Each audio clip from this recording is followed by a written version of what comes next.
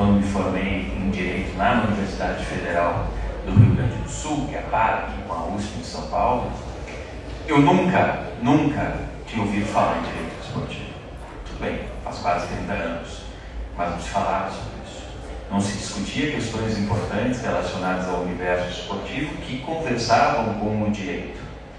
Então a gente tem aqui um exemplo de como a gente está avançando nesse tipo de discussão.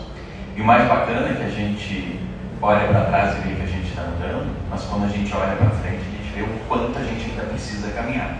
Isso passa necessariamente pela compreensão de vocês, pela reflexão de vocês, pelos estudos de quem vocês vão querer ser dentro dessa área do esporte. Existem muitas possibilidades, a gente viu o Bichar e o Thomas conversando por aqui, falando de arbitragem, da área de direitos humanos. São várias as especialidades que o mercado do direito está exigindo do profissional. Isso é muito bacana.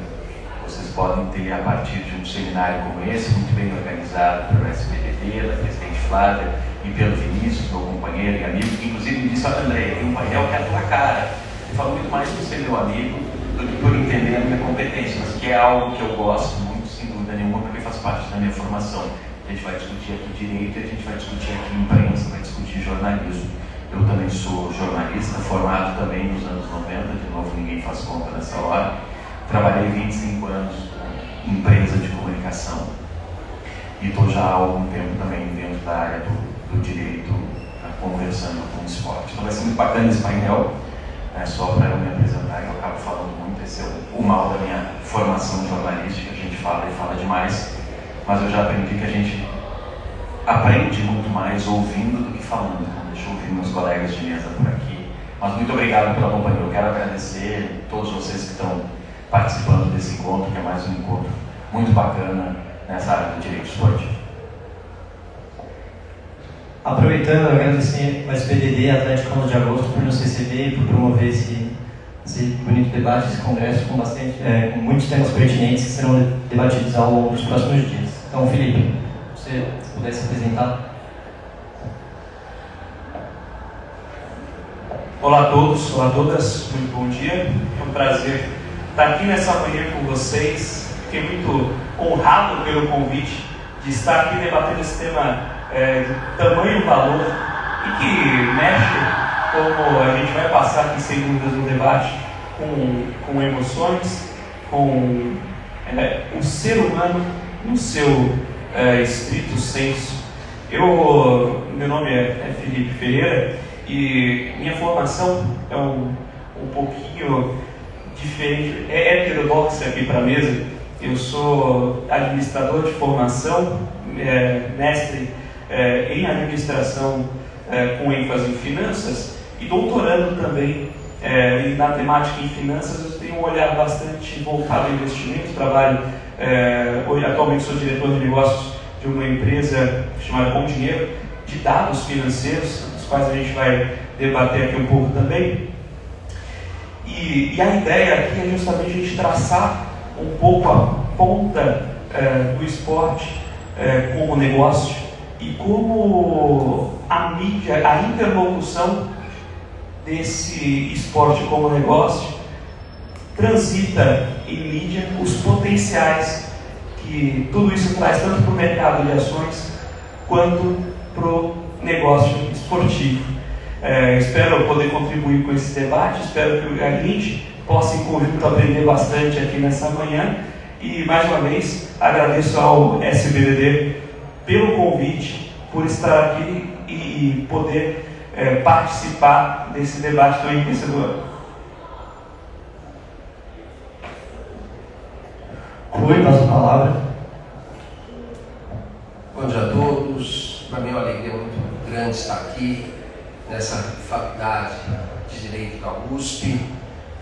Também queria saudar os companheiros de mesa, doutor Andrei, doutor Felipe, doutor Lourenço, e também saudar de forma especial minha grande amiga, doutora Flávia e o doutor Thomas também, que são pessoas que eu nutro uma alegria muito grande. Também queria saudar meu filho, que acaba de entrar, estava dando uma volta pela faculdade, colega acadêmico de Direito, junto com seu amigo, o Feus, Gabriel Feus, que também é filho de um grande amigo nosso, amigo de todos, Dr. Paulo Feus. Também dizer sobre a minha formação: eu sou advogado, sou jornalista e atualmente ocupo o cargo de juiz do trabalho no TRT de São Paulo, estando convocado no tribunal desde 2010. Eu faço parte da 9ª turma do TRT de São Paulo. E tenho certeza que nosso bate-papo vai ser muito bacana, muito interessante. Muito obrigado. Obrigado, Rui. Obrigado, Andrei. Obrigado, Felipe. Bom, apresentações feitas, a gente pode começar as exposições. Felipe, gostaria de pedir que você começasse a sua exposição sobre o tema. Então, a sua palavra.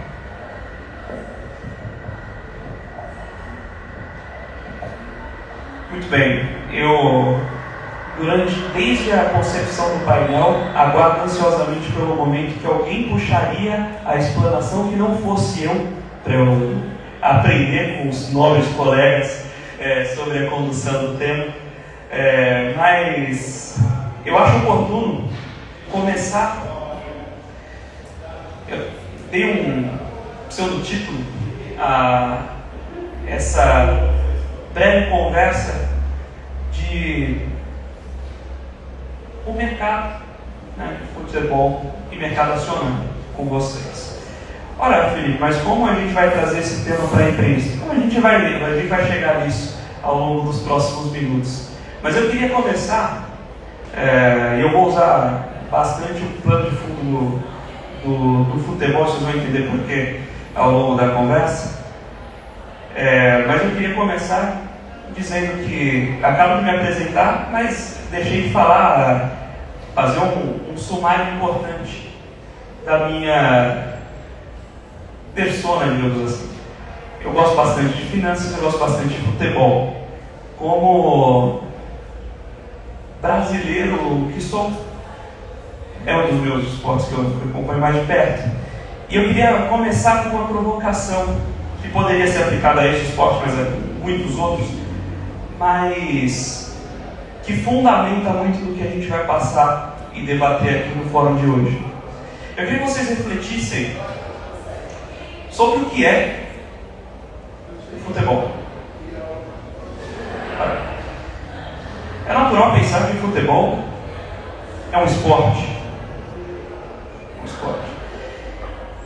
E sendo um esporte, ele nos traz alguns conceitos essenciais à natureza e à convivência humana. É um conjunto de pessoas orientada a um objetivo comum e que só pode ser alcançado no exercício individual das suas atividades, mas coordenado. É um conjunto de pessoas navegando e buscando um objetivo. E sendo algo tão intrínseco à natureza humana, ele também remete a um outro ponto. O futebol envolve emoções. Envolve emoções entre as pessoas que compõem aquele esporte.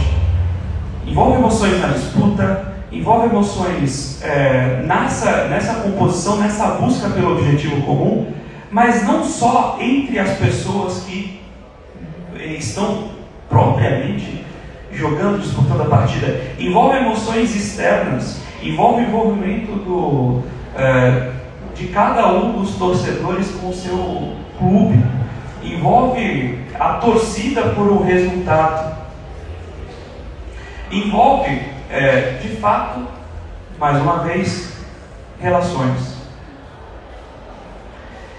Mas o futebol também envolve empreendimento, envolve negócio, envolve um plano e uma execução. Como a gente vai alçar, disputar o próximo campeonato? Como a gente vai se preparar para isso? Quais são os recursos necessários e qual o resultado que eu desejo obter? Então, esses três pilares condensam o que seria um entendimento essencial do que é a percepção individual deste esporte para um indivíduo particular. Mas que eu queria que vocês refletissem um pouco da visão de vocês e guardassem isso consigo. Porque o próximo passo que eu queria trazer é o que é e como se define, como nós nos relacionamos com uma ação. Alguém aqui, pessoal, eu vou pedir a interatividade de vocês. Alguém aqui investe em ações, tem alocações em... pode, por favor, levante o braço, vou fazer aquele... Se você se o fator de restrição for dinheiro, mas você se interessa pelo mercado, pode levantar a mão também. Muito bem, agora a gente vê uma participação grande. O que acontece? Eu queria provocá-los para reflexão a respeito do que é uma ação. O pessoal aqui que comentou que gosta delas, embora eventualmente não tenha uma, mas o que vocês pensam? Como vocês pensam uma ação? O que é uma ação de uma empresa?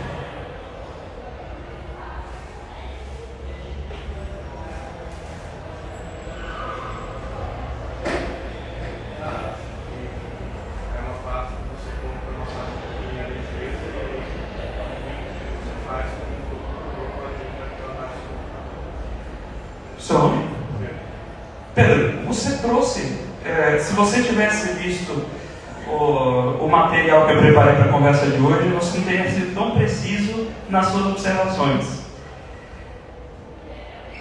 Uma ação é, de fato, comprar um pedaço de uma empresa.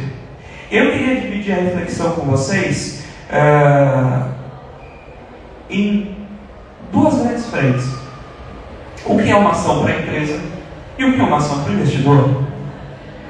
Para a empresa, eu acho que é bastante claro que vender uma ação e captar esse recurso no mercado é essencialmente uma fonte de recursos financeiros. Então, se eu quero crescer, se eu quero expandir, se eu quero investir em novos projetos, eu preciso captar dinheiro no mercado, e uma forma de captar esse dinheiro no mercado é convocar sócios. Chamar novas pessoas para trazerem esse dinheiro e, consequentemente, capitalizar a companhia, mas com o ônus de dividir os meus resultados depois. Agora vamos refletir sobre o que é comprar uma ação do ponto de vista do investidor. O investidor tem que comprar uma ação, ser sócio da empresa. E essa é uma diferença fundamental entre o que a gente costuma chamar de renda fixa e renda variável. Na renda fixa, a gente sabe os termos e condições daquele investimento. Você pode não receber porque teve um calote, teve um default, mas você pré-concebe os termos e condições. Quando você compra a ação de uma companhia, você compra um pedaço de um projeto. Você não sabe quanto vai receber. E o que é comprar esse pedaço de um projeto? Eu vou ser um tanto exagerado, como é de costume, para dizer o que é comprar um projeto. Não me levem a mal, mas funciona a título de exemplo. Quando você compra uma ação de uma empresa, você está comprando, assim como os empreendedores que a conceberam, um sonho. Você está fazendo parte desse sonho, desse projeto. Você quer sim um retorno financeiro, mas você não vai comprar uma ação de uma companhia que você pouco acredita, que você não queira fomentar. Isso até pode acontecer, mas estudos demonstram que existe o chamado prêmio de risco para as ditas hate stocks, ou seja, você demanda um retorno maior para investir em companhias que atuam em setores que você não gosta. Imagine, você aceitaria receber o mesmo retorno para investir numa ação? Eu não estou falando falando de risco financeiro, situação de preço. Estou falando do emocional de cada um de vocês. Vocês aceitariam receber o mesmo para investir numa empresa que vocês admiram, que você tem um bom compromisso ecológico e social, para investir na Walt Disney, que você teria para investir numa empresa, digamos, de cigarro, de armas? Provavelmente a resposta de cada um de vocês, lógico que isso varia de acordo com valores e crenças de cada um, mas a resposta média é que não. Por isso, as empresas dessas chamadas hate stocks, as empresas de setores que têm restrições maiores, têm na média retornos maiores. Existe uma construção para isso, isso não é um acaso. E agora você começa a perceber que o investimento financeiro, que é tido para a maioria dos estudos sociais como uma das tomadas de decisão mais racionais que o indivíduo pode ter, na prática não é tão racional assim. Envolve emoções, envolve exposições, envolve vieses cognitivos. E nessa linha, a gente acabou de falar de um outro mercado que envolve emoções, que envolve vieses, envolve a relação humana, e envolve um outro pilar, um outro E, que eu acabei não citando no primeiro bloco, que é entretenimento. O mercado, existe um gestor de fundos, o Rogério Solim, gestor da Journey, um grande gestor de fundos, também um grande fascista aqui no Brasil. E ele fala que investir em renda fixa é para quem gosta de fazer conta, investir em renda variável é para quem gosta de contar história. Você ganha menos em dinheiro e ganha mais em histórias para o seu churrasco no domingo. Essa relação remete a um tema interessantíssimo. Percebam quanto vocês escutam nos noticiários sobre investimentos em ações e quanto vocês escutam sobre investimentos em títulos de renda fixa, títulos públicos. Não sei se vocês têm esse dado em mente, mas aproximadamente 70% dos investimentos no Brasil estão relacionados a títulos públicos e investimentos em renda fixa de baixo risco. Mas é muito mais interessante falar sobre renda variável em ações. E aí a gente vai vendo o desenho e o desenrolar dessa relação emocional do investimento em ações com as pessoas. Semelhante ao que nós falamos agora há pouco, da relação das pessoas com o universo esportivo, especialmente com o futebol. E não por acaso, nas últimas 3 décadas, o futebol tem se profissionalizado e tem buscado formas de aproveitar esse ecossistema. Em 2012, vários clubes no Brasil têm não no Brasil, mas muitos clubes no exterior têm suas ações listadas em bolsas e podem ser livremente compradas e negociadas nessas bolsas. Mas eu queria trazer um caso específico, porque além de ser negociado em bolsa, ele foi abrir seu capital numa bolsa americana. Para quem gosta de futebol sabe que o mercado do soccer nos Estados Unidos não é tão proeminente. Mas ele foi buscar a bolsa americana, a bolsa de Nova York, que é o Manchester United.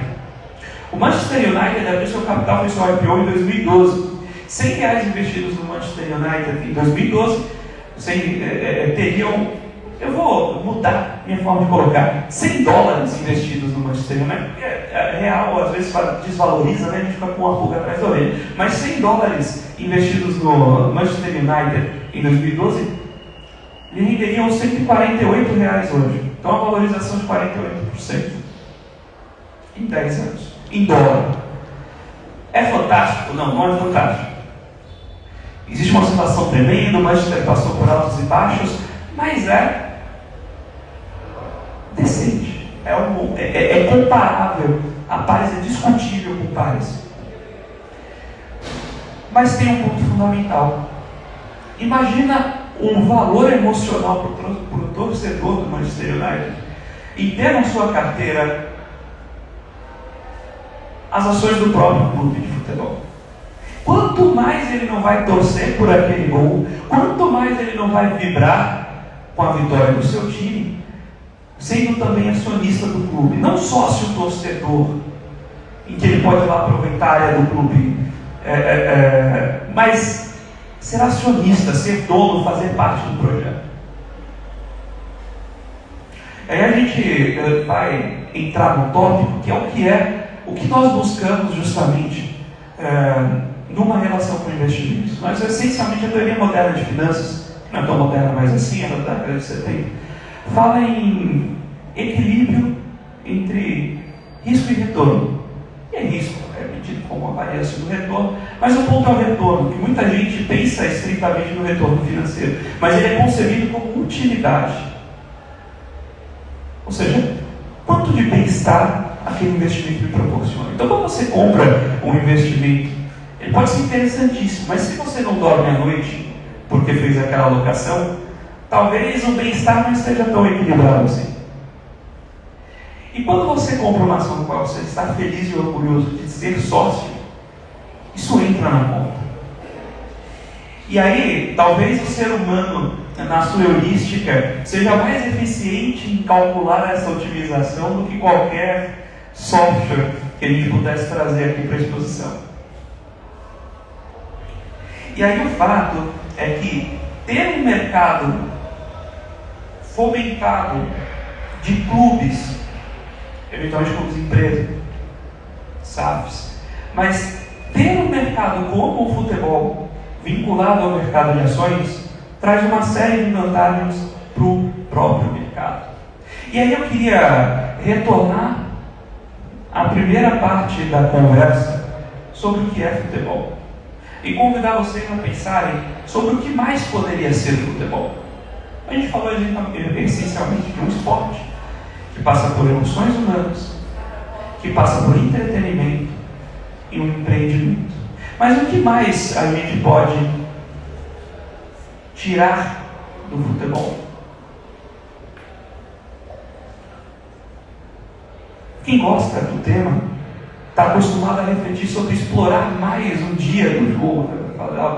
O famoso match day. Como a gente poderia explorar mais, fazer com que as pessoas chegassem mais cedo ao estádio, levassem suas famílias, né? O que mais a gente poderia tirar do evento do dia esportivo? O que mais a gente poderia explorar da marca dos clubes, que é o licenciamento? Quantas marcas e o esforço que as marcas empenham em construir vínculos com seus clientes? Apple, né? Todo mundo fala, olha, mas quem gosta compra Apple é apaixonado, e aí ele se envolve. Tesla, ele faz propaganda, ele é um promotor. Os clubes de futebol são naturalmente paixões de seus torcedores. E a gente não explora isso na hora de vender produtos. Então, sair com uma camisa do clube de futebol é um sinal disso. Em poucas marcas a gente gostaria de promover tanto assim, eventualmente marcas de luxo, marcas que demonstrem status. E o clube de futebol consegue isso sem nada desses outros elementos. Então, imagina quantas outras áreas da vida essa marca do clube de futebol poderia ser explorada. Mas não para aí. Esses dois primeiros pontos são comuns ao debate. Mas vamos refletir um pouco mais sobre como a atenção que o futebol retoma e esse vínculo, essa paixão trazem, podem ser exploradas para outros pontos. Eu comentei do futebol como entretenimento, como produto em si. Mas imaginem como vocês podem utilizar, nós podemos utilizar, e o caminho de desenvolvimento do esporte vai indo nessa direção, utilizar o futebol como holofote para promover outros produtos. Eu tenho desenvolvido nos últimos anos um trabalho, embora financista de formação, os meus colegas aqui formados em jornalismo, eu tenho desenvolvido um trabalho como apresentador de um programa de finanças. Qual que é o desafio? A gente sabe, a gente tem o conceito de tentar levar as pessoas à educação e investimentos e levar esse conhecimento adiante. Mas o que faz um cidadão que trabalhou 10, 12 horas por dia, chegar em casa às 7 horas da noite, ligar a TV e querer assistir um programa sobre investimentos? Então esse é o desafio que é um malabarismo que a gente tenta fazer todos os dias lá.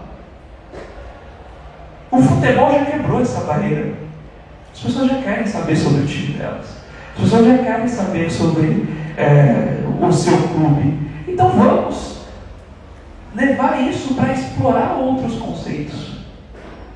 Vamos aproveitar isso para, se a gente quer levar o tema de gestão, vamos levar o tema de gestão esportiva para as telas.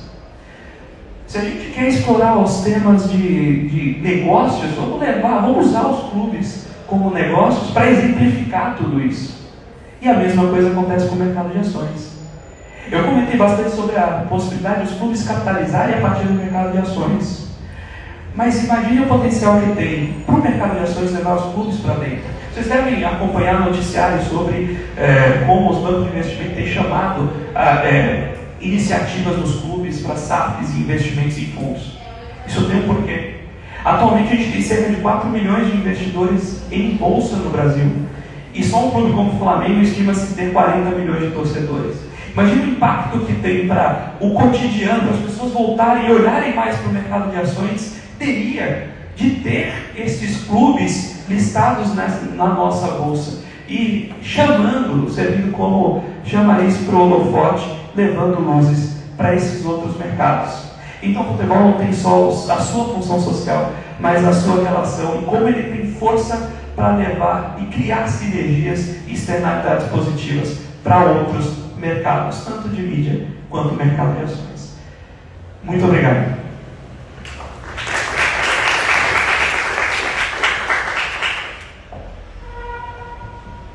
Obrigado, Felipe. Rui, por favor, sua exposição. Muito obrigado, agradeço mais uma vez. Feita a apresentação, o tema impactos e responsabilidades da mídia sobre os mercados de ações e apostas esportivas, até onde vai a liberdade de imprensa. Eu primeiro parabenizo a organização do evento, na pessoa do presidente Flávio Zanini, pela escolha desse tema. Eu ainda tenho participado de eventuais congressos, palestras, ainda não havia nada sobre esse tema, achei muito interessante, razão pela qual parabenizo pela escuta. Eu aqui quis abordar aspectos constitucionais desse tema, né? Liberdade de imprensa, até onde vai o seu direito individual. Como eu disse, eu sou também jornalista por formação, junto com a Faculdade de Direito, eu fiz a Faculdade de Jornalismo. E nós, tanto no jornalismo como no direito, sempre nos preocupamos com a ética. É algo que nos persegue também, a ética no processo, a ética no nosso dia a dia. Em 2016, eu fui convidado para fazer parte do conselho da Comebol, e era um momento muito ruim para o futebol. A gente estava no meio do FIFA Gate, onde o presidente da Confederação Brasileira de Futebol estava preso, o outro também estava numa situação difícil, havia um escândalo muito grande. E eu, ao aceitar o convite, eu não sabia da dimensão desse problema ético de compliance que havia no futebol. Via pelo noticiário, mas não estava a par de tudo que estava ocorrendo. E na primeira reunião me foi dito que toda a diretoria e a presidência da Comebol estava presa e que eu deveria tomar muito cuidado, claro, né? Então, aspectos éticos que a gente vai perseguir no nosso dia a dia. Quando a gente fala de apostas esportivas, eu fiz algumas anotações nesse aspecto. Há um projeto que ainda aprovado pelo Senado, que seguirá para a Câmara dos Deputados, que fala de regras éticas sobre as apostas esportivas, né? E um dos temas que permearam essa discussão foi a publicidade e o marketing dessas apostas, até onde poderia essas apostas, no que diz respeito à sua publicidade, a quem deveria atingir, como é que ficaria também o aspecto constitucional desta situação. Nós temos um órgão que é o CONAR, que é o Conselho Nacional de Autorregulamentação Publicitária, que tem por objetivo orientar o mercado publicitário a respeito da publicidade e comunicação de todas as empresas. Então, você tem que basear a sua publicidade em ética, em respeito ao outro anunciante, de maneira que isso não seja, que não venha violar aspectos éticos. Se nós observarmos algumas publicidades, principalmente nos Estados Unidos e na Europa, vemos que em determinadas situações é permitido você falar mal de um produto. Então o McDonald's fala que o sanduíche dele é melhor do que o do Burger King e fala de forma explícita. Aqui no Brasil isso não é possível, tendo em vista essa regulamentação. Mas falando especificamente dos jogos de apostas, o CONAR, ele, com base nessa medida provisória que estabeleceu essas regras, ele estabeleceu, ali ficou estudado alguns requisitos éticos. Então, falando de apostas esportivas, nós temos 4 princípios: reprovação do uso de informações enganosas acerca da natureza da atividade e dos resultados. Você iludiu o apostador, olha, com certeza você vai ganhar. Não é bem assim. Trata-se de um jogo, você pode ganhar, mas você também pode perder, né? Então, nessa propaganda, e é importante que a gente saiba que dos 20 times da Série A do Campeonato Brasileiro, 19 utilizam-se de propagandas de casas de apostas esportivas. O São Paulo Futebol Clube recentemente fez um contrato, um valor altíssimo, um contrato master com uma casa de apostas. Então, há sim essa necessidade dessa regulamentação. Então, a primeira coisa é você proibir essa ideia de enganar o apostador. Reprovação do estímulo ao exagero na prática de atividades de apostas. Desde 1950 é proibido no Brasil qualquer tipo de aposta, salvo loterias esportivas e também em jockeys clubes. Havia uma preocupação muito grande no sentido do vício do jogo, no sentido de que as pessoas não estabelecessem limite da aposta. E aí o CONAR fala exatamente nesse sentido. Proibição ao público de crianças e adolescentes, que não deverão participar de anúncios do segmento como modelo, bem como público destinatário. Aqui a ideia é da proteção do menor. Afinal de contas, ele está em formação, afinal de contas, isso pode levar a algum desvio numa aposta excessiva. E, finalmente, a inserção de avisos, restrição etária para atividade, somente maiores de 18 anos, e cláusulas de advertência, jogue com responsabilidade. Essa também é algo, isso é algo também que deva ser preservado. Mas como que a gente vai, e aqui na segunda parte do nosso tema, quando fala até onde vai a liberdade de imprensa, e aqui quando a gente fala em imprensa, nós estamos falando da publicidade. Será que a Constituição Federal não vedaria qualquer prática de restrição a esse direito de imprensa? E a resposta é positiva, até porque o artigo 220, e aqui eu peço licença para ler, regula as atividades de comunicação e declara que a manifestação do pensamento, criação, expressão e informação, sob qualquer forma, não sofrerá restrição, observado e disposto nessa Constituição. Então, a ideia é que não haja qualquer restrição à publicidade, isso conforme previsto no artigo 220 da Carta Magna. Mas também, no parágrafo 1º desse artigo, estabelece que nenhuma lei conterá dispositivo que possa constituir embaraço à plena liberdade de informação jornalística em qualquer veículo de informação. Nesse caso, a informação abrange todas as espécies, inclusive a publicitária.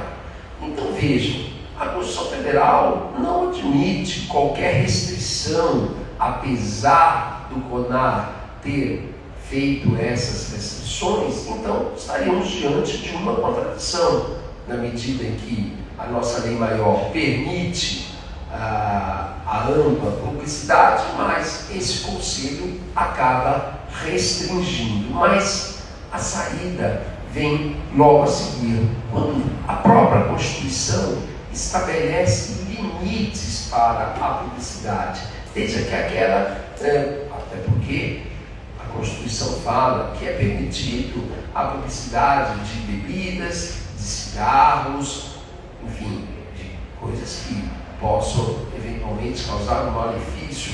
Mas vejam, nesse caso, o parágrafo 5º da Constituição Federal fala: é livre a expressão da atividade intelectual, artística, científica, de comunicação, independentemente de censura ou licença.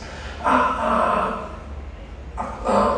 coisa fica um pouco mais séria, e é isso que a gente pode interpretar, que não há nenhuma contradição, na medida em que a própria Constituição estabelece, sim, esses limites para a publicidade. E, como eu acabei de dizer, aqueles que violem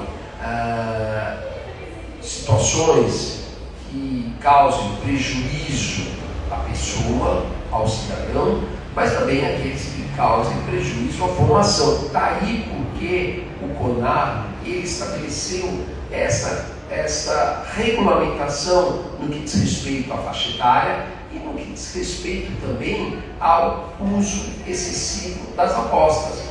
Afinal de contas, trata-se de uma diversão. O direito está sempre em movimento, está sempre se modificando. Hoje fala-se do direito ao entretenimento, algo bastante louvável. Obviamente, a utilização de casas de apostas, você apostar num determinado resultado do time, obviamente aqui eu não estou falando, também não entraria, doutor Andrei, doutor Felipe, doutor Lourenço, não entraria no caso de manipulação, até porque haverá um painel que vai tratar sobre isso. Eu estou falando daquela aposta real, daquela aposta lícita. Isso é uma tendência mundial. E não só no futebol, a gente vê isso no basquete, vê no vôlei, vê no tênis, em diversos esportes. Então, vale destacar, por fim, que a Constituição Federal consagra o direito do cidadão para acolher ou recusar aquilo que lhe convier, quando a norma constitucional estabelece a possibilidade de pessoas e famílias defenderem-se contra programas de rádio e televisão, bem como propaganda de produtos, conforme estabelecido no parágrafo 3º, inciso 2º do artigo 220 da Constituição Federal. Então, finalizando, o que nós temos? Nós temos que há sim essa necessidade de regulamentação para restringir a publicidade de maneira que seja prejudicial à formação da sociedade, bem como que cause qualquer malefício, sem que isso cause qualquer restrição ao direito da liberdade de imprensa. Eram essas as minhas considerações preliminares. Desde já agradeço e passo a palavra ao nosso presidente Mesa. Muito obrigado.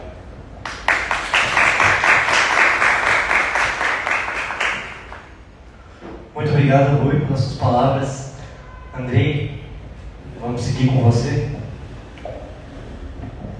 Vamos lá. Fica mais fácil o meu trabalho, né? Depois de ouvir o doutor Rui, o Felipe falando. Inclusive, eu já repaginei tudo que eu iria comentar aqui. Mas vamos lá, eu tentei colocar nessa agenda que quem tiver a oportunidade de ver, estar mais perto, vai ver que vai ser um desafio complicado me entender aqui dentro de um roteiro que eu estabeleci, ouvindo o que o Felipe trouxe e o doutor Rui trouxe. Mas eu quero mais uma vez parabenizar o Vinícius, a Flávia, o Centro Acadêmico, pelo tema do painel. Porque eu acho que esse é um painel muito bacana, principalmente para vocês que são alunos, para entender algo que é fundamental, que é esse diálogo permanente que existe entre esferas diferentes da sociedade. em torno de um mesmo negócio. A gente está falando de esporte, mas a gente tem um mercado que age conforme a autonomia, a liberdade econômica que a Constituição traz, né, doutor Rui? Mas que tem a vigilância permanente e os freios constitucionais. Então há uma liberdade que não é ilimitada. Mesma coisa a gente fala, a gente trabalha da autonomia esportiva, que para entender e preservar essa autonomia, ela tem freios regulatórios, ela tem freios constitucionais. Então é o diálogo do mercado com o direito sobre a vigilância da imprensa. Eu acho que eu estou um pouco aqui com a imprensa também, né, Vinícius? Quando o Vinícius me encarou e me disse, talvez o painel certo para você, como amigo meu que é, mas é algo que eu trabalhei há muito tempo, sigo trabalhando agora no UOL, fiquei 25 anos trabalhando na Globo. Então é algo que eu, pelo menos, insistente sou, pelo menos trabalho muito dentro dessa área, acompanho há muito tempo. E a imprensa tem um papel fundamental dentro de toda essa transformação que o mercado está apresentando e que o direito tem a obrigação e o dever de vigiar, que é o papel justamente esse, de ser um fiscal desse trabalho com responsabilidade. E ela tem, inclusive, liberdades constitucionais, a preservação da fonte, por exemplo, que é um direito absurdamente importante e grande que o jornalismo traz em função da responsabilidade que ele carrega. Agora, a gente está vivendo uma transformação que todos vocês aqui estão passando. A gente acompanha um seminário como esse com o tablet na mão, com o celular na mão. Essa é uma revolução tecnológica. Isso atingiu imediatamente e de maneira frontal a forma de se comunicar e os veículos tradicionais de imprensa. A gente viveu nos últimos anos, de 2018 para cá, uma revolução. Me ajuda, Vinícius, que a minha memória é curta, eu costumo dizer que eu tenho uma memória 386, só quem é dos anos 90 vai lembrar. O computador 386 era aquele que a gente fazia um trabalho de dissertação, terminava e ele guardava o arquivo. Agora, se a gente fosse fazer o segundo trabalho, a gente precisava deletar o primeiro e salvar um disquete. Então, a minha memória é mais ou menos essa. Mas foi eleito Trump nos Estados Unidos em 2016, é isso? 2016. Bolsonaro foi eleito em 2018. Naquela oportunidade, todos os especialistas da área da comunicação, eu não estou querendo descredenciar absolutamente ninguém, é que eles foram atropelados pelos fatos, por essa revolução tecnológica. Diziam que a grande imprensa iria decidir as eleições. Então a propaganda de TV era fundamental. E não foi. O que já ajudou a eleger Bolsonaro e Trump foi isso aqui que vocês carregam na palma da mão. E se naquela época era o Facebook, hoje não é mais. Eu estava lendo uma matéria do New York Times que está dizendo que a eleição vai ser decidida nas multiplataformas. Olha a responsabilidade que se tem e que a imprensa tradicional passa a ter. Por quê? Porque quando eu fazia uma matéria lá no meu tempo de repórter da Globo, suado, depois de vir de um estádio de futebol, de fazer alguma matéria, eu mandava o meu texto para um editor, segundo olhar. Meu texto, eu, Andrei, mandava para o editor que tinha um segundo olhar sobre aquilo que eu estava escrevendo e o compromisso de mandar para milhões de pessoas que estavam assistindo. Esse editor aprovava o texto, eu gravava, preparava a matéria, que mandava para o editor-chefe, terceiro olhar. O editor-chefe colocava a matéria no ar e o meu diretor assistia na TV, quarto olhar. Olha a responsabilidade que eu tinha por cada frase que eu escrevia. Essa revolução na comunicação foi o seguinte: eu mando hoje o meu conteúdo diretamente para todos vocês. E qual a responsabilidade que eu tenho como produtor de conteúdo? Hoje eu estou na comissão da OAB, vice-presidente de uma comissão que trata justamente da comunicação dos novos meios, que a gente está discutindo a regulamentação. Mas será que a regulamentação é a censura? Eu, particularmente, essa é a minha visão, e eu acho que vocês têm que refletir, acho muito perigoso. Porque no momento que a gente cercear a opinião de alguém, a gente abre flanco para o Estado dizer se eu posso ou não posso falar determinada coisa. Olha o tamanho da responsabilidade que a gente tem na regulamentação. Só que ela passa a ser fundamental que aquele que hoje manda diretamente para vocês o conteúdo também seja responsável por isso, assim como os veículos de comunicação são. Então essa regulamentação passa a ser fundamental. E quando a gente fala de regulamentação, a gente teve, lá em 2018, no último ato legislativo do governo Temer, a legalização das apostas esportivas. uma autorização de funcionamento sem uma regulamentação e sem uma fiscalização. Isso faz 5 anos, pessoal. É a mesma coisa que eu chegar, sair, comprar uma casinha aqui do lado e montar um restaurante sem ter vigilância sanitária, sem precisar recolher imposto. Olha que negócio dos deuses o governo permitiu. E a imprensa não cobrou. Não se cobrou isso. Ninguém falou sobre regulamentação. Ninguém falava, não tinha espaço para falar sobre isso. Artigos existiam, mas esse chega no povão, esse chega na comunidade que absorve e consome o esporte de maneira efetiva. Não chega. Então não houve uma cobrança pela regulamentação. Ela só passou a ser mais forte quando atingiu o coração do esporte. O coração do esporte, que é o mercado que o Felipe fala, o coração do esporte que dá dinheiro. Porque a manipulação de resultado, hein, Luiz, chegou na primeira divisão. Ninguém falava que ia chegar na primeira divisão. A gente comentava, eu, André, isso, todo mundo, Flávio, todo mundo. Não, a manipulação de resultado é um problema no esporte. Mas ela atinge a 3ª e 4ª divisões, porque o cara que vai ser subornado ganha 3 ou 4 mil, recebe uma proposta de 30 mil, é comida na casa dele. Claro que a chance dele aceitar esse suborno é muito maior. Mas era lá, na periferia. E ninguém discutia a regulamentação e a aposta. E aí foi um erro de todos, inclusive da imprensa. Porque a imprensa tem esse papel, o veículo tradicional tem esse papel. Isso eu já discuti, já escrevi algum artigo e comentava ainda no meu tempo de mais jornalista, que ninguém vai tirar da imprensa tradicional, que é a credibilidade. Então esse segundo, terceiro olhar, ela vai continuar tendo. E quando a gente se informar por aqui, e todos nós somos fontes de informação, se estiver acontecendo algum incêndio aqui perto, na feira, mas se estiver acontecendo e alguém documentar, provavelmente isso aqui vai correr o mundo, essa imagem. E eu vou ser o portador dessa notícia. Eu vou ser não jornalista, porque o jornalista tem uma limitação especial, mas eu vou ser a fonte dessa informação. Agora, na hora de entender a causa desse incêndio, na hora de entender as responsabilidades desse incêndio, na hora de entender quem está diretamente envolvido nisso, eu preciso procurar um veículo que tenha credibilidade. Esse é o meu papel como cidadão, porque eu não posso compartilhar qualquer conteúdo sem saber se aquele conteúdo ele é responsável, ele é sério. A imprensa tradicional tem esse papel. Então a imprensa ela tem um papel fundamental dentro de tudo que a gente tem conversado aqui. Dentro das apostas, dentro das ações, que é o papel de vigiar, de fiscalizar e de apurar esse tipo de ação. Porque o que faz de diferente o veículo tradicional, de mim ou de qualquer outro de nós que usa as redes sociais para informar, para conversar, para debater, é a apuração. O veículo tradicional tem a obrigação de apurar. Ele tem a obrigação de perguntar para o Vinícius por que ele está fazendo esse evento aqui junto à Flávia. Por que o centro acadêmico se interessou de fazer esse evento?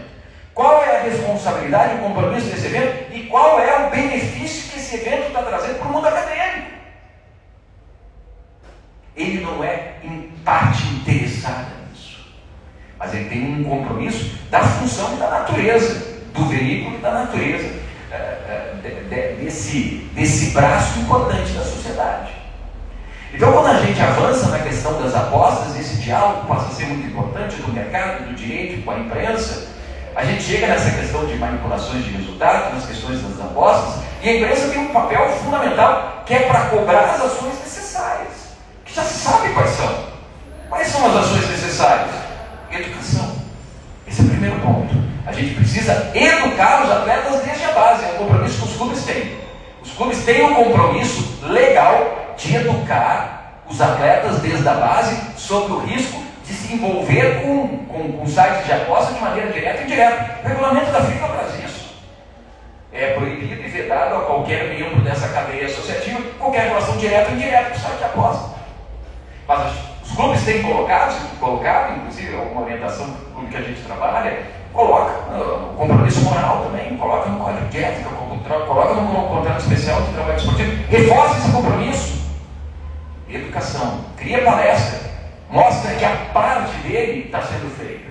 Então, o compromisso da educação. Esse é o primeiro. O segundo é projetos de integridade, que passam, obviamente, por ouvidoria, que passam, obviamente, por um portal de transparência, que passam, obviamente, por projetos de educação educativos dentro da instituição Esse é outro que precisa ser cobrado. Que clube tem feito? A imprensa tem cobrado? Não tem cobrado. Então já sabe, 2 caminhos que precisam ser feitos, não estão sendo feitos. Outro papel do direito, Flávio, justiça desportiva. Ela precisa punir e punir com rigor. Obviamente precisa de elementos para isso.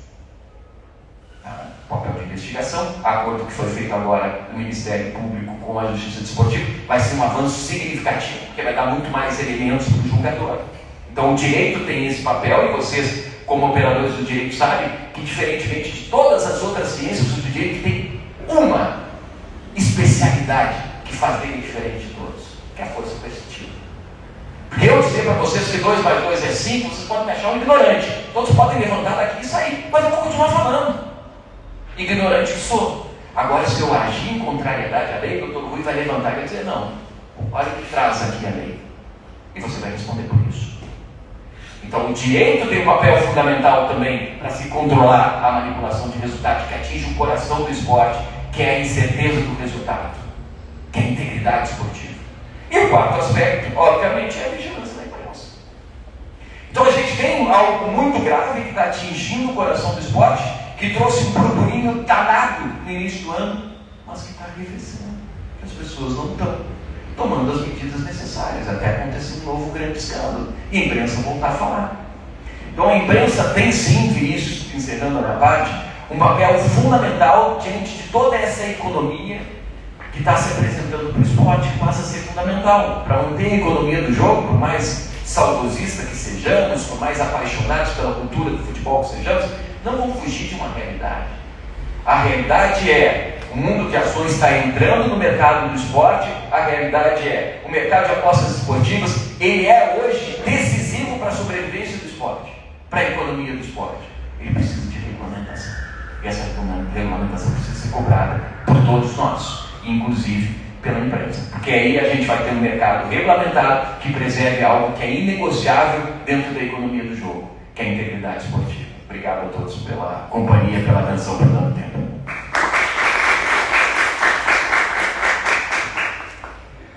Pessoal, a partir desse momento, eu gostaria de pedir que, se alguém tiver alguma pergunta, ou se alguém quiser colocar alguma questão, levante a mão e a gente passa aqui, conversa e adere ao debate todos. Então, Vinícius, se você quiser já começar com a sua pergunta. Olha, não é muito difícil. Já que nenhuma foi acertada. Não é difícil.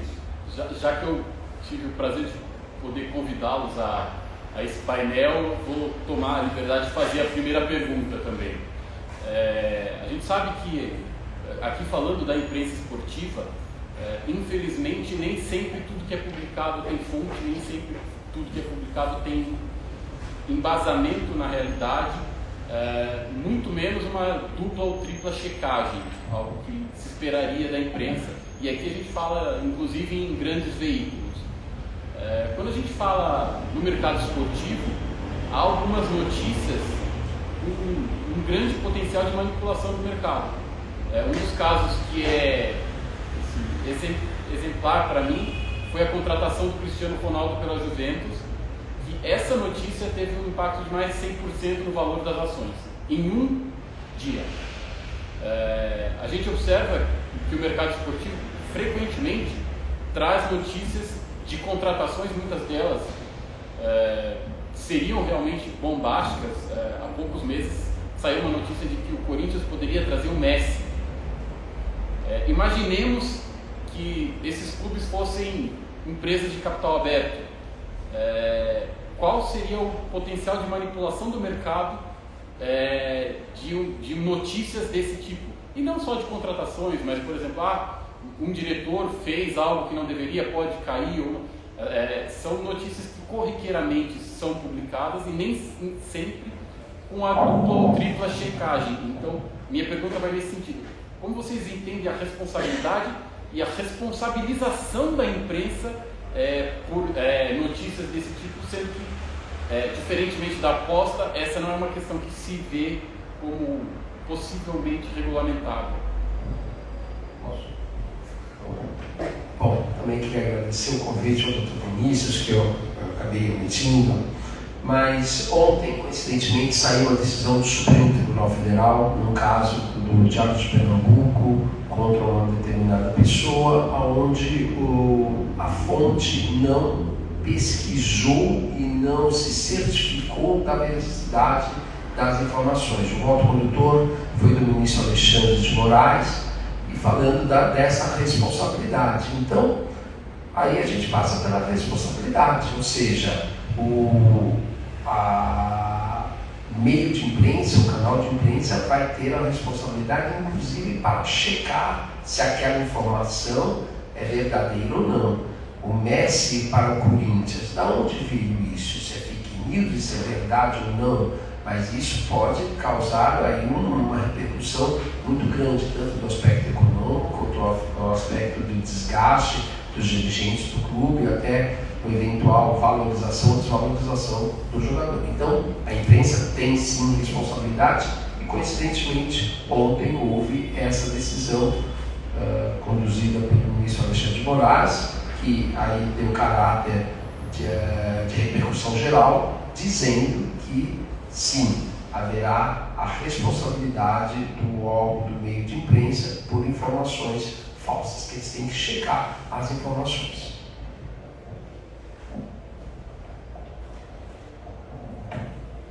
Só nem vou invadir essa série do Dr. Rui, inclusive com essa decisão que gera um compromisso, obviamente, de todos os tribunais, uma responsabilidade ainda maior dos veículos. Agora, eu posso trazer uma experiência de quem teve muito tempo lidando com esse tipo de informação que o Vinícius passou. Eu trabalhei 25 anos em um veículo tradicional e em uma época em que a TV detinha um monopólio da informação. A gente fazia um programa que tinha 80% de share de audiência. Então, no Brasil inteiro, eram 120 milhões de pessoas assistindo. Então, olha o tamanho da responsabilidade que se tinha. Imagina o que tinha de gente, de empresário, dizendo, olha, eu estou levando o fulano para tal time. Eu poderia, muitas vezes, dar essa informação. Agora, eu tinha um compromisso em função da minha formação e das pessoas com quem eu me relacionei, que eu tinha, obviamente, como inspiração, como exemplo, o compromisso da checagem. Então, eu nunca dei uma informação através de uma fonte só. Eu vou contar o exemplo, por exemplo, de quando a gente divulgou em primeira mão, no Globo Esporte, a contratação de Tite para a seleção brasileira. Olha só como é que aconteceu. Liguei para um amigo em comum para conversar sobre um churrasco no fim de semana. Ligo para ele 9 da manhã. Ele me liga, aqui tem censura? Não, né? Eu posso dizer o palavrão aqui, não tem problema. Ô, seu filho da puta, já está sabendo? Sabendo? 9 da manhã de quinta-feira no treino do Corinthians? Eu disse, estou, mas quero que tu me diga. Não posso ficar sabendo por outra pessoa. Dessa vez ele vai. Era um cara que sabia da minha relação, proximidade com o Tite, do meu trabalho, e era um cara que eu sabia da proximidade dele com o Tite. Deu vai, mas ele já disse não 2 vezes. Disse, mas dessa vez eu acho que vai ser diferente. Daí colocou um macho. Liguei para um vice-presidente de federação, amigo meu, e perguntei, e o Dunga? Daí ele me disse, não volta, aliás, volta técnico de Santiago, o Brasil tinha perdido a Copa Centenária, mas desembarca perdendo cara, sendo ex-técnico. Já tem 2 informações importantes. Liguei para alguém dentro do Corinthians e disse, olha, por que não começou o treino ainda? Porque o chefe está reunido. Bom, eu tenho muitos indícios de que algo está acontecendo. Aí eu ligo para uma 4ª pessoa muito próxima e digo o seguinte, olha, eu estou sabendo que o Dunga está sendo demitido. Estou sabendo que o Tite vai ser contratado. E estou sabendo que dessa vez ele diz sim. Eu quero que só me diga por que dessa vez ele vai dizer sim. Ele vai dizer sim dessa vez porque ele acordou com o Del Nero, que ele vai ter autonomia para montar a comissão técnica dele e que ele não vai dar nenhuma palavra com relação à gestão e governança da CBF para avalizar o trabalho que está sendo feito lá dentro.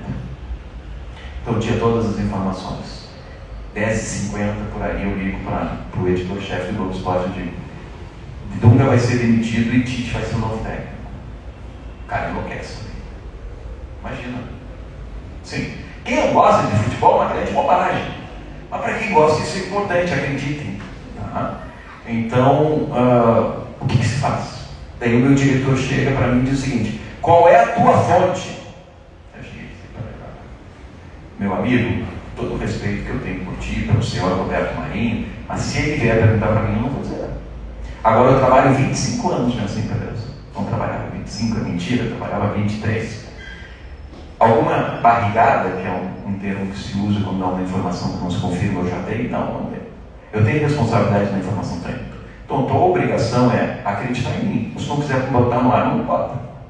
Agora, se eu entrar no ar, eu vou dar essa informação. Daí ligam para o Rio de Janeiro, pedem autorização para não sei quem, fala com o núcleo da CBF, porque a CBF tinha um núcleo de seleção brasileira. Mas a gente não tem essa informação. Mas o Andrei tem, lembra a chefe Mancor, e eu acredito que o Andrei tem. E o pessoal do Rio também me conhece. Não, se o Andrei tem, vamos dar a informação. E a gente deu no Globo Esporte. Então, essa é a checagem e a apuração que a própria CBF estava discutindo na época.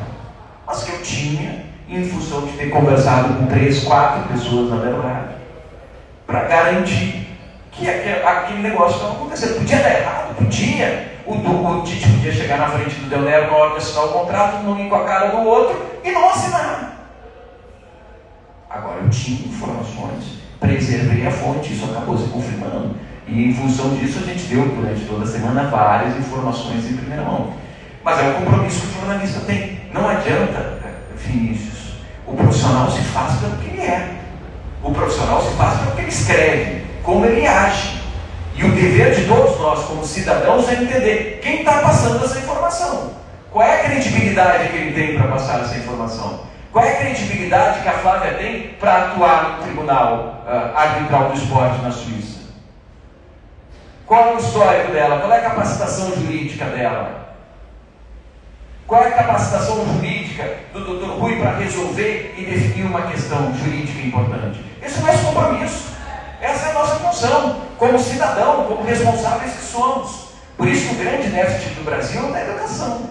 Se a gente não investir em educação e formar uma geração muito mais capaz do que a nossa, a gente vai continuar com um malandro passando informação e gente replicando por aqui.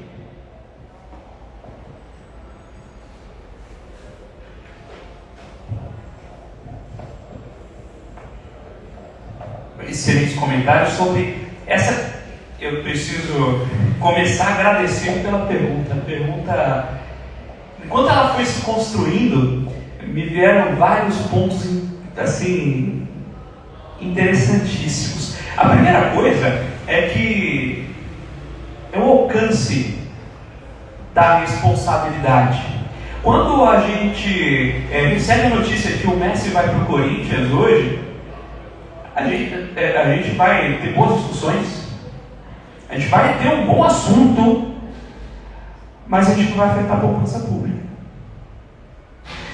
A partir do momento que esse clube tem ações listadas, as pessoas investem suas poupanças públicas, os fundos investem nessas ações, levantar uma informação falsa gera um impacto econômico. E aí a informação deixa de ser restrita à responsabilidade do jornalista e passa a ser uma responsabilidade com o mercado de capitais. E onde fica essa diferença? Existe sim, existem casos, exemplos passados no mercado de capitais de questões semelhantes. Eu convido vocês, saindo aqui da discussão, a conhecerem um caso que ficou famoso, chamado a bolha do alicate. Depois procurem, é um caso interessante sobre manipulação de mercado e divulgação de informações propositalmente erradas sobre o futuro da companhia e as consequências que elas tiveram. A bolha do alicate é um caso interessante, mas recentemente a gente teve um caso, esse caso é mais jovem, então vocês, boa parte da audiência deve ter vivido, que foi o caso da Companhia Brasileira de Resseguros, a IRB, que anunciou a participação relevante de um dos grandes investidores do mundo, o senhor Warren Buffett, na companhia, e ele veio a público desmentir. Alguém poderia plantar a informação do Messi no Corinthians, assim como implantaram a informação do Warren Buffett investindo na IRB. Só que o que acontece? Uma informação como essa manipula o mercado. A gente vai para o segundo estágio. Quem se beneficiou com isso? A informação poderia ter sido lançada equivocadamente a mercado por uma falha de checagem, como o Dr. Ari colocou. Mas ela poderia ter sido colocada a mercado propositalmente para manipular esse instrumento. E aí isso é objeto de investigação e punição pelas comissões de valores mobiliários. E isso tem um alcance importante. Lógico, como o Dr. Rui colocou, nós vamos buscar a responsabilização da imprensa pelo acompanhamento da fonte, pela triangulação dessas informações. Mas, como a lei colocou, no meio do caminho entre a apuração e o fato acontecer, algo pode mudar. O Tite poderia ter desistido, mas o Ari tinha feito o trabalho dele, foi fera, ele não quis manipular. O duro do mercado de capitais é que as pessoas podem querer manipular, elas podem ganhar dinheiro, ter benefício econômico nisso. Mas se isso acontece, existe uma regulação muito dura, não só no Brasil, o Brasil é muito forte nisso, mas no mundo inteiro, para ir atrás, investigar o caso e punir os envolvidos.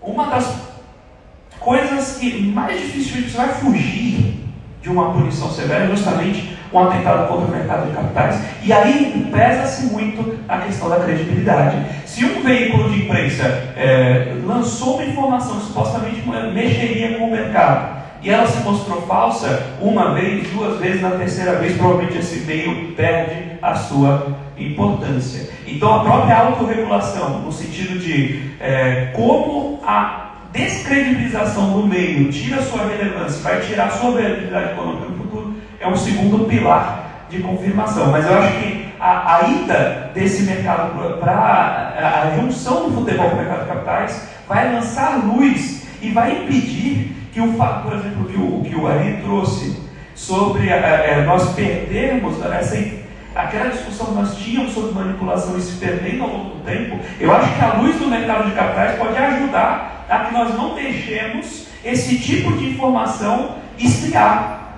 E nós tenhamos ali os vigilantes, que são as pessoas que estão comprando e colocando sua poupança nesses ativos, mantenham o olhar atento às informações que vinculam esse meio. Isso, e lançar luz, tende a tirar um pouco dessa névoa que hoje ronda esse mercado.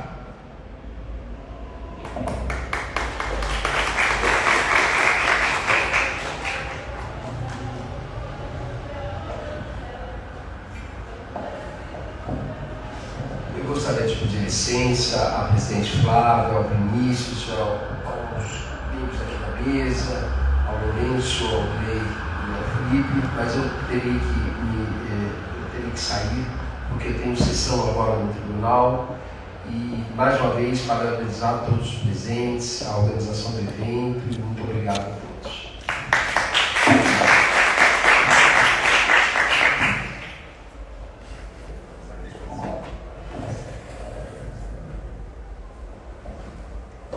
Obrigado, Dr. Rui, pela sua participação. Boa audiência. O painel segue aqui com nós três. Eu tenho algumas perguntas. Mais alguém da plateia tem alguma pergunta nesse momento? Pedrinho, por favor.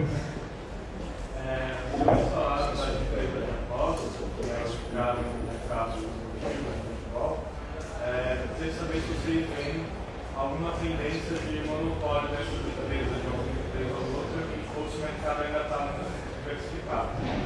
Eu imagino que quando surgir mais formas de empresas, ou alguma empresa mais agressiva, com custos mais importantes, mais petroleiros a chegar, talvez isso fique mais problema. Pedro, excelente ponto. Excelente ponto. E que eu confesso que eu não tinha parado para pensar. Mas uma estrutura de negociação se assemelha muito a um monopólio natural. Porque quando a gente pensa em estrutura de negociação de apostas em bolsa, se assemelha justamente a uma bolsa.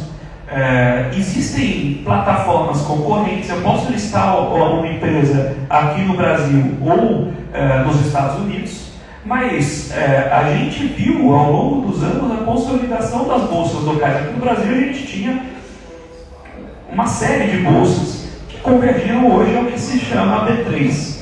Né? Eu, refletindo muito rapidamente, agora que de fato eu não tinha olhado essa linha, a gente tem todo um cenário para que essas casas de aposta centralizem a liquidez desse mercado.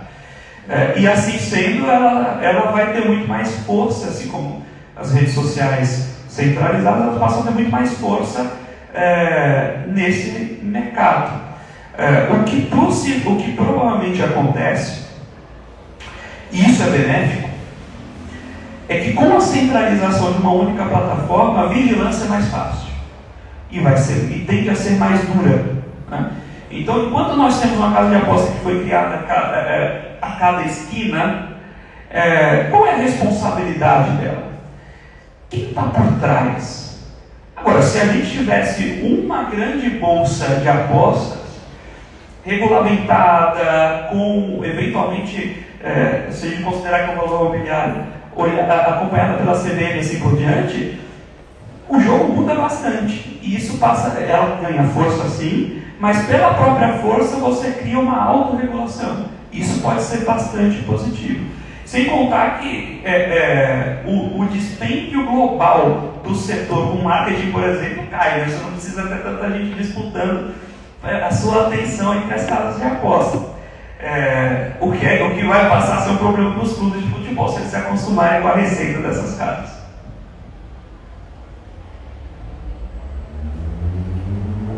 Só complementando, que semestre que está hoje, Pedro? Eu estou no 4. 4. Não, já teve alguma coisa de direito desportivo? Não. Não, né? Tem algo no esporte que passa a ser fundamental, que é a autorregulação. Então, o esporte ele tem uma autonomia constitucional, que está no artigo 217, que a gente pode usar também a autonomia associativa, que está no artigo 5º, que ele cria as regras para funcionamento, para a organização do funcionamento. Obviamente que essas regras não se afastam do direito, mas ele tem uma autonomia muito forte que precisa ser protegida. Por quê? Porque o esporte ele é transnacional. A gente não pode ter um futebol no Brasil que seja diferente na Turquia, que seja diferente na Zâmbia. Precisa ser o mesmo futebol. Por isso que é uma grande bobagem quando a gente vê o Estado querendo regulamentar transgênero. Porque essa discussão precisa ser feita dentro do movimento esportivo. Porque precisa ser uma decisão que vale no Brasil e que vale no resto do mundo. Mesma coisa vale. Como é que a Câmara do Rio de Janeiro está perdendo tempo para regulamentar o VAR? Para dizer se VAR pode ou não pode existir? Isso é um grande absurdo. Tinha que todo mundo levantar a mão e dizer: vem cá, vocês estão gastando nosso dinheiro com essa bobagem. Então, assim, por que eu falo isso? Porque a autorregulamentação ela vai ser fundamental. Olha o que aconteceu recentemente na Inglaterra, que é um processo de avanço, de reflexões, e quando se vê a integridade ameaçada, se provoca um debate interno para tentar proteger essa integridade. O patrocínio nas camisas de sites de apostas dos clubes de futebol vai ser proibido a partir da temporada de 2026. Isso é autorregulação para proteger a integridade. Numa decisão conjunta, legítima, eles tiraram o patrocínio dessas empresas da camisa dos times. Vamos lá. Meu time patrocinado pelo Estrela Bet, o time do Felipe patrocinado pelo BestBet, o time do Lourenço patrocinado pela KTO e o campeonato patrocinado pela KTO. Pode-se levantar alguma suspeita sobre esse campeonato? Se na última rodada a KTO, o time da KTO ganha com um gol de pênalti suspeito, vai ser atacar a integridade do campeonato. E a discussão vai ganhar força, pode ser uma grande bobagem, pode não ter nenhum fundamento, mas ela vai ganhar força em função desse patrocínio. E como é que vai se organizar o esporte? A partir da autorregulação. A partir dessa discussão interna para proteger algo que é inegociável para o esporte, que é a integridade esportiva. Então, o exemplo da Inglaterra, que está muito mais avançada em regulação na área das apostas esportivas, é esse. Agora, a proibição de patrocínio na camisa dos times, a partir da temporada de 2026, para respeitar os contratos assinados. O direito entre as partes. Olha como a proteção jurídica passa a ser fundamental. Olha como o trabalho de vocês mais os anos passa a ser fundamental. Então, a autorregulação vai ter um papel fundamental justamente em cima disso que trouxe. Vai ter um cartel, vai ter um monopólio, nós vamos permitir que isso aconteça. Dentro do nosso esporte, que pode atingir a integridade esportiva, que pode atingir a essência do futebol, jogado lá desde o século XIX, não, a gente não vai permitir. Então, como é que a gente vai discutir isso internamente, dando legitimidade para essa nossa decisão? Isso passa a ser importante.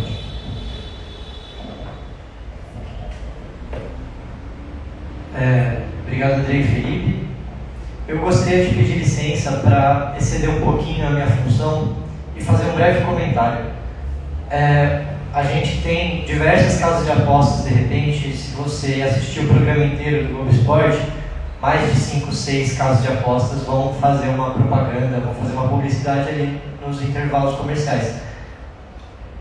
Mas eu só vou dar luz a um outro fator, que é que cada casa de aposta tem uma tecnologia por trás que operacionaliza o mercado. E como você tocou na questão do monopólio, esse mercado da tecnologia que operacionaliza as casas de aposta, esse sim é um mercado mais monopolizado, é um mercado com menos players, porque é uma tecnologia complexa. Então, talvez, se a atenção seja a questão do monopólio, esse mercado da tecnologia seja um ponto de atenção. A gente tem mais uma pergunta. Espero que a gente tenha solucionado a sua questão, mas a gente tem mais perguntas. Qual que é seu nome e depois faça a sua pergunta, por favor. Boa tarde a todos. Eu sou de FIFA, na área de esportivo, e escutei aqui algumas questões importantes do prêmio de anotação. Só nas palavras, por exemplo, regulamentação, SAF, possibilidade de ações, educação, e entra uma pergunta para a gente para todos. Se vocês enxergam, por exemplo, uma possibilidade de um torcedor do Fluminense comprar uma ação do Flamengo. A gente está falando aí dessa questão de regulamentação, e aí surgem outras questões, iguais. Se, por exemplo, o Flamengo ele tem uma melhor reputação e tem melhores rendimentos, se esse torcedor ele vai fugir da esfera da emoção e vai para a razão, ele pode sim comprar, por exemplo, uma ação do Flamengo. Essa é uma colocação aqui que pergunta se vocês enxergam uma possibilidade disso. No futuro a gente vai ficar ainda só no campo das emoções. Obrigado.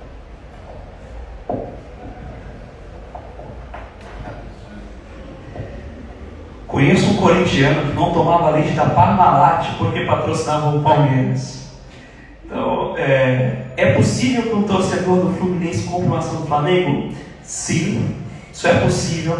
É difícil que não haja um prêmio.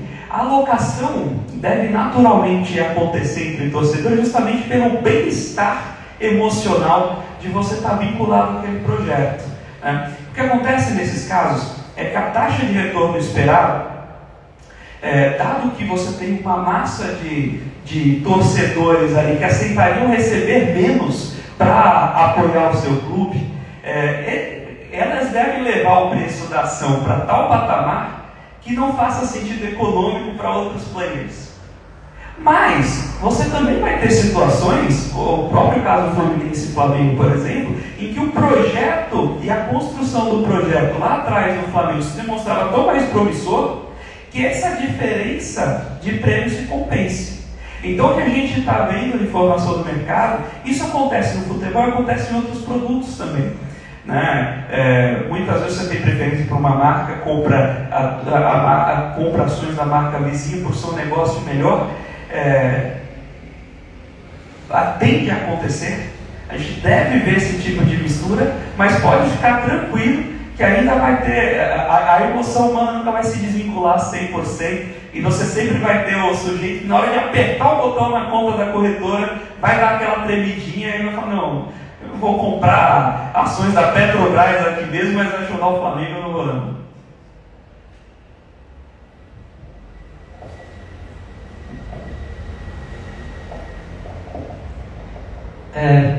Pessoal, mais alguém tem mais alguma pergunta? Nesse caso, eu vou fazer uma última pergunta sobre a manipulação não intencional do mercado de apostas. O jornalista, quando ele dá a informação, de repente, um pouco antes do jogo, determinado jogador não vai jogar. E essa é uma informação que, se o jogador for muito preponderante para aquela equipe, para aquele clube, se é mais difícil ganhar sem aquele jogador, isso pode gerar uma mudança na bolsa de apostas. Vocês acham que existe alguma responsabilidade caso esse jogador não se concretize? Falando sobre a questão das multiplataformas, em que um determinado jornalista do TikTok divulgou essa informação, talvez pela relevância dele, as pessoas tenham acreditado, isso tenha gerado uma mudança, uma alteração, uma repercussão no mercado de apostas, e isso tenha não se concretizado. Vocês acham que existe alguma responsabilidade nesse caso? A grande graça do jogo é a imprevisibilidade. O esporte só existe por causa disso. Se eu soubesse sempre que o meu time ia ganhar do rival, uma vez, duas é engraçado, né? Na terceira começa a perder a graça, até a flauta, até a corneta começa a perder a graça. Então, o que me garante o que alimenta a minha paixão é eu não saber quanto vai ser o jogo do meu time quando é o rival. Então, essas informações que chegam, elas fazem parte de um universo maior de pesquisa do apostador. Mas o apostador, o que ele quer? Ele quer acertar aquilo que pouca gente sabe. Porque se ele acertar aquilo que todo mundo está sabendo, o lucro dele vai ser pequeno. Então, obviamente, quando a gente está falando de apostador que vive disso, né, mas que joga e se envolve com isso, e aí tem um compromisso que a gente teve que entrar num outro painel, que é sobre a responsabilidade das sites de aposta, dessa economia do negócio com relação à saúde pública. Eu não sei porque parte do dinheiro que vai se arrecadar com os impostos não vai para a saúde pública. Eu não consegui entender como é que ninguém colocou isso dentro do projeto. Uma fatia. Estavam colocando até para o Ministério do Turismo e não colocaram para a saúde pública. Eu não consegui entender. Inclusive, falei numa audiência que teve lá no Senado sobre isso, mas não foi gente. Mas assim, esse apostador ele vai se beneficiar de informação, e se o jornalista tem essa informação, ele tem o compromisso de não pensar. O que isso vai representar para o site de aposta? Não, uma informação importante com relação ao jogo de futebol que ele está dando para a audiência dele. Então, é algo que, obviamente, o mercado vai ter que entender. Agora, se tem alguém oportunista que está querendo mexer com a caixa de aposta, precisa se investir em tecnologia, e um dos compromissos que a indústria das apostas precisa ter é avançar em ciência e tecnologia para monitorar resultado e informação suspeita, para que, se obviamente ficar comprovado, né, a prova for evidente de uma manipulação aí, que nunca houve a possibilidade dele entrar ou não no jogo, que nunca teve machucado, aí, obviamente, depois de uma regulamentação que se tome as devidas providências legais.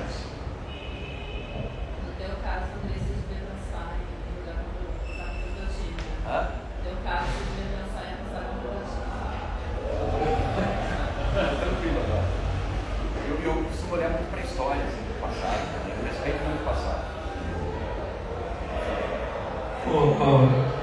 Acho que um grande ponto que o Andrei coloca muito bem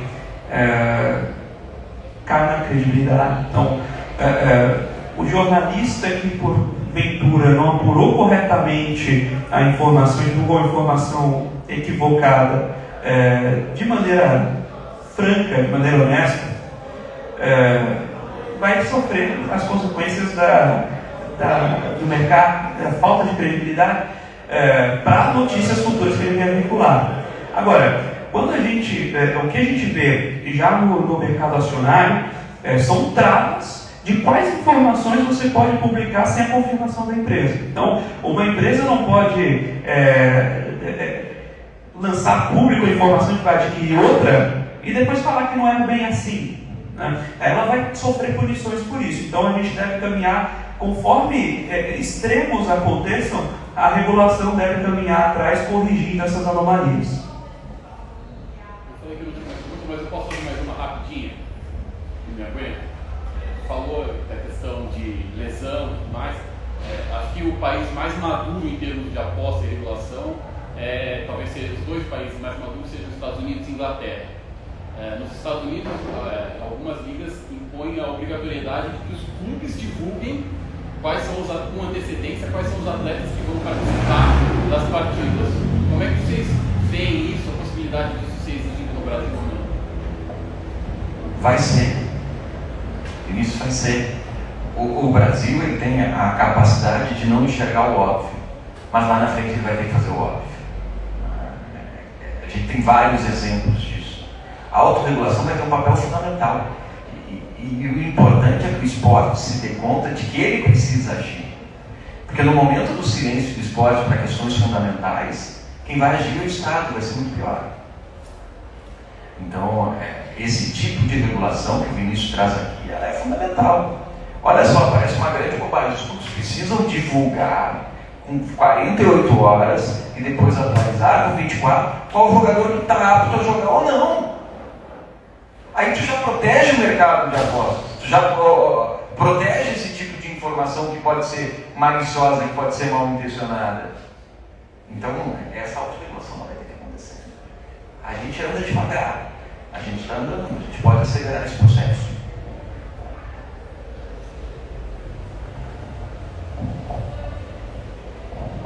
A resposta do André foi cirúrgica. Isso aí é reforçado, vai acontecer.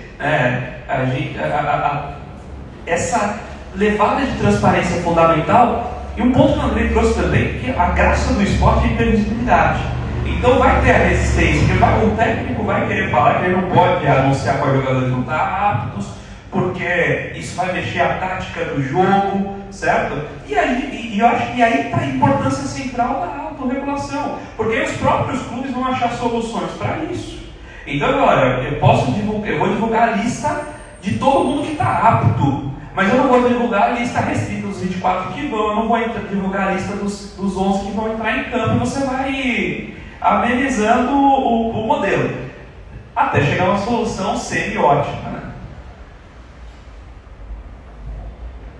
Não, só para trazer um exemplo rapidinho, desculpa, Lourenço, assim, olha o absurdo que a gente ainda vive no Brasil, sabendo que o futebol movimenta milhões e milhões de reais, em que uma empresa gasta uma grana absurda para colocar um patrocínio numa camisa de um atleta. Ainda tem time que sai de campo sem dar entrevista. Como é que vai imaginar isso na NBA?